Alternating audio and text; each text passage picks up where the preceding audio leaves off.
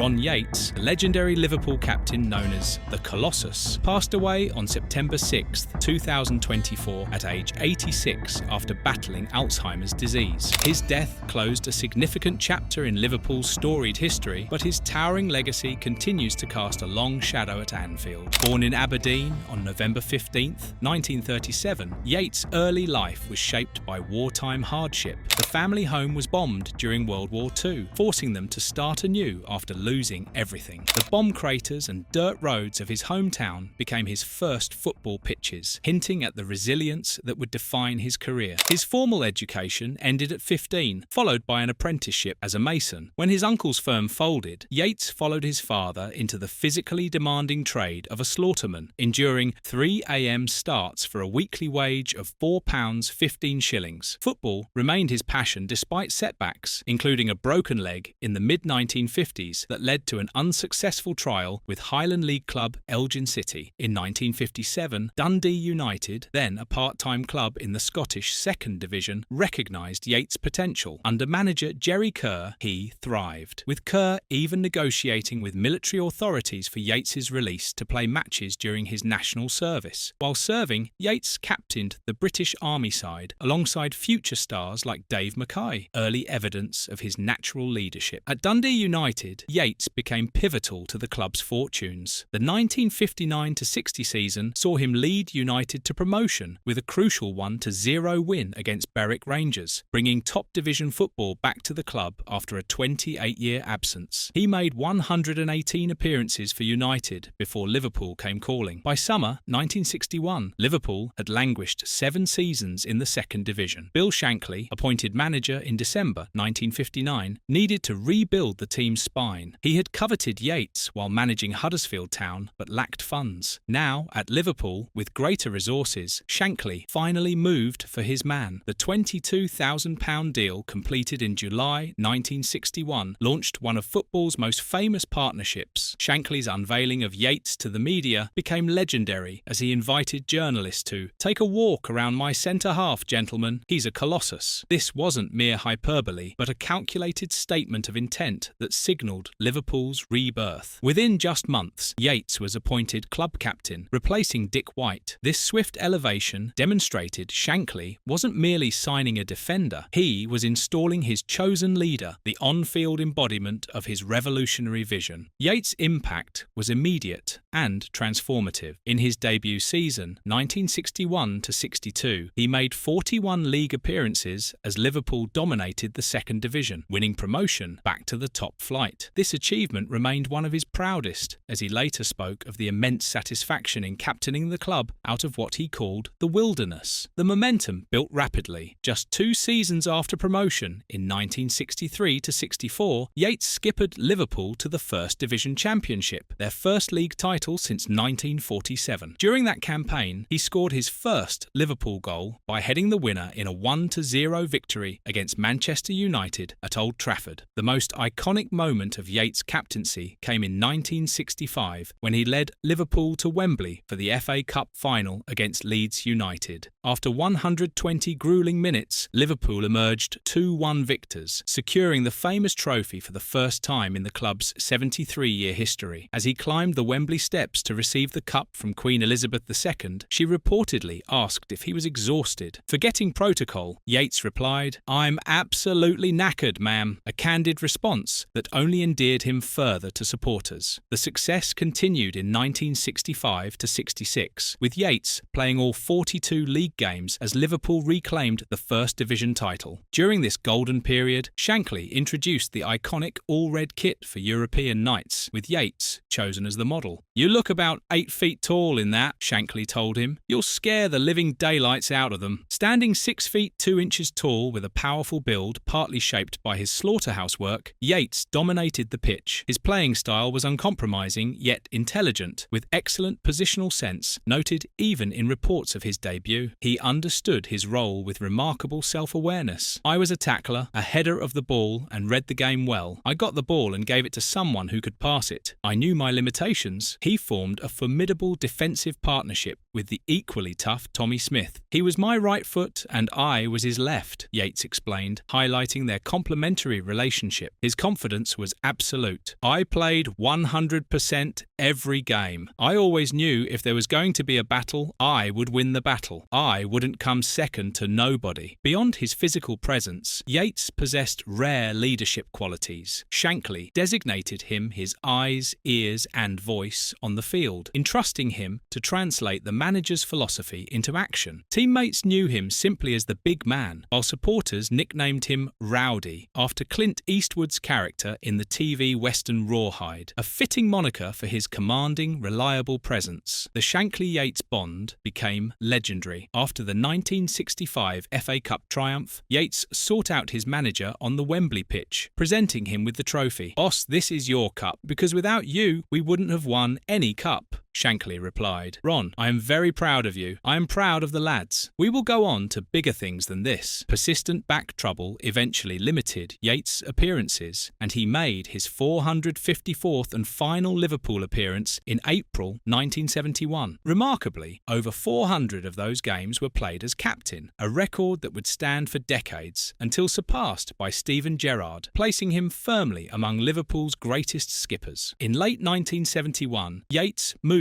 across the Mersey to become player-manager of Tranmere Rovers, playing nearly 100 league games over 3 seasons. His journeyman period continued with spells at Barrow, player-manager 1975 to 77, brief stints with Stalybridge Celtic and Los Angeles Skyhawks, and a reportedly unhappy management spell with Santa Barbara Condors. His playing career concluded at non-league Formby and Rhyl. Though his managerial career never matched his playing achievements, Yeats' Liverpool story wasn't over. In 1986, player-manager Kenny Dalglish brought the club legend back to Anfield as chief scout. With characteristic dedication, Yeats served the club for another 2 decades before retiring in May 2006. His most celebrated scouting success was identifying Finnish defender Sami Hyppälä in 1999, another towering centre-back who would become a defensive cornerstone. This created a satisfying symmetry. The Colossus of the 1960s, discovering the defensive giant who would anchor Liverpool's defence decades later, aptly summarised as "takes one to know one." In his later years, Yeats battled Alzheimer's disease, with the diagnosis made public in January 2024. The Liverpool FC family demonstrated its enduring bond as Forever Reds. The club's former Players Association provided significant financial support for his care. His wife, Anne, expressed deep gratitude for this lifeline, acknowledging the immense strain the disease places on families. Yeats's struggle resonated within the wider football community, echoing the experiences of other players from his era like Jeff Assell, Nobby Stiles, and Tommy Smith, all of whom battled neurodegenerative diseases, raising awareness about the potential long-term health risks associated with heading heavy leather footballs in that period. Ron Yeats passed away peacefully on September 6, 2024. Flags across all Liverpool FC sites were lowered to half-mast as tributes poured in from throughout football. The club's official statement mourned the loss of their legendary former captain and Colossus in club history. His legacy is perhaps best understood through his own perspective. When asked about his proudest achievements, Yeats consistently highlighted 2 key moments: captaining the team out of the second division after 8 frustrating years, and being the first Liverpool captain to lift the FA Cup at Wembley. This focus on foundational breakthroughs revealed his deep understanding of his pivotal role in constructing the platform upon which decades of future Liverpool dominance would be built. Ron Yeats stands as a monumental figure in Liverpool's history, the embodiment of strength, resilience, and leadership that propelled the club from the depths of the second division to the summit of English football. He was more than just Bill Shankly's Colossus. He was the defensive cornerstone and on-field leader